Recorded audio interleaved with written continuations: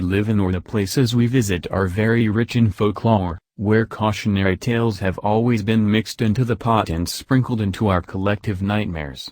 Scary urban legends are rarely factually verified but reveal important truths about our deepest, darkest fears. Embracing these fears by sharing them with a group is a way of confronting and coping with those things that scare us most. Let's begin. Illinois, the Italian Bride. An elaborate marble statue of a woman in a wedding dress is bound to stand out in a cemetery as it is, but that's not what's driven the Italian Bride to be a subject of local fascination.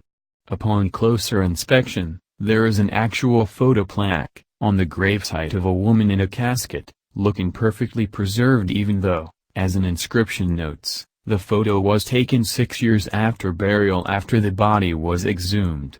Reports of unusual activity cover everything from the smell of fresh flowers near the gravesite in the dead of winter to the ghostly figure of a woman in white roaming the cemetery, or the halls of nearby Proviso West High School, in the dead of night. In 1921, recently married Giulia Bucola Petty died in childbirth and was buried in her wedding dress. Legend has it her mother immediately began experiencing nightmares that Giulia was demanding her grave be reopened. The source of the distress varies depending on the storyteller, often relating to some sort of discontent with Giulia's new husband, but what isn't in dispute is that 6 years later the mother got her wish and Giulia's pristine condition inspired her to raise funds for the statue that's been creeping out generations ever since. North Dakota, the Gates of Hell. Abandoned towns are generally creepy, and North Dakota has an abundance of settlements that were all but abandoned after the railroad boom.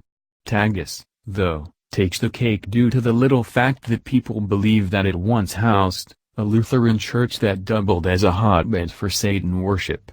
Legend is, it burned down, but if you stand in just the right place, you can hear the screams of the dam bubbling up from hell itself.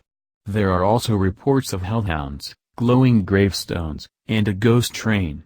Vandals and revelers have made the few people who call Tagus home very wary of visitors, and Lord knows that the combination of a rumored portal to hell and extremely unwelcoming locals in a small town is boilerplate horror movie fodder. The Satanism business dates back to the Satanic Panic of the 80s, though Tagus been spooky since its founding in 1900, and ever since the late 80s, when hundreds of high schoolers turned up for a vandalism-intensive Halloween party were run out of the ghost town. Visitors have been met with extreme skepticism. The city's last church burned to the ground in 2001. Texas, Black-Eyed Children. Scary movies constantly have people fearing old country back roads, abandoned homes, and kids popping out of cornfields. But the Black-Eyed Children are known to be seen wandering around totally normal, non-threatening locales like Walmart parking lots and Sonic drive-ins. And worst, they're rumored to put their victims in a tight situation, by starting out asking for something totally unsuspecting like a ride home or some petty cash.